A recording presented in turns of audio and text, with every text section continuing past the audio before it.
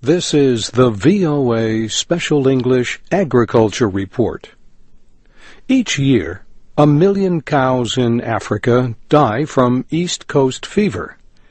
The disease is spread by tick bites. Young cows are most at risk. They can die within days. Farmers and herders can lose up to half or more of their calves to East Coast fever.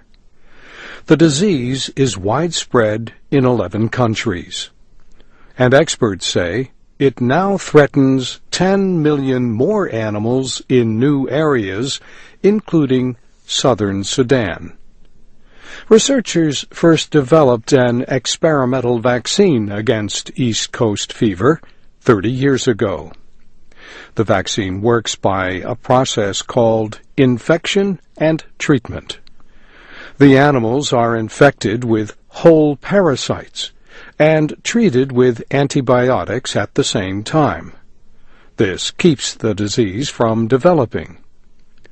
Controlling East Coast fever has meant a better life in areas that have gotten the vaccine. For example, the vaccine has been available to a group of Maasai herders in northern Tanzania for about 7 years. They used to lose 3/4 of their newborn calves each year. Now most survive. As a result, many people have extra cattle to sell and use the money to pay for school for their children. But making the vaccine more widely available, especially in rural areas, has been difficult. Farmers have been using supplies produced in the 1990s. Recently, there was a shortage. The International Livestock Research Institute made 1 million doses at the request of African officials. But that supply is only temporary.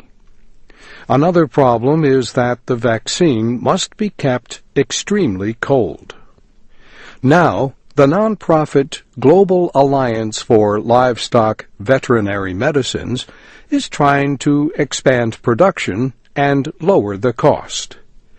GalvMed spokesman Hamid Nuru says mobile phones have helped lower some barriers to distribution. Now, with the advent of cellular technology, most of the people that we do reach, such as the Maasai pastoralists, they all have cell phones, and they now call the delivery agent who can now come and meet them all at a particular place and do the vaccination for them. The vaccine is not cheap, but Hamid Nuru says the herders get together to sell a bull and use the money to vaccinate all their animals.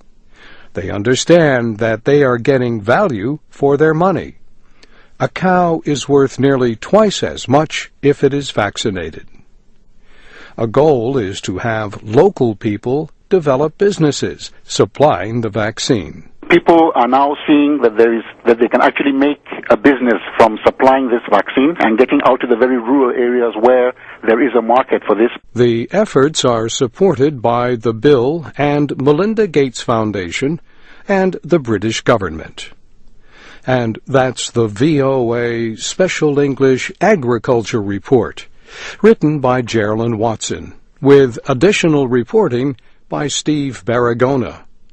I'm Bob Doty.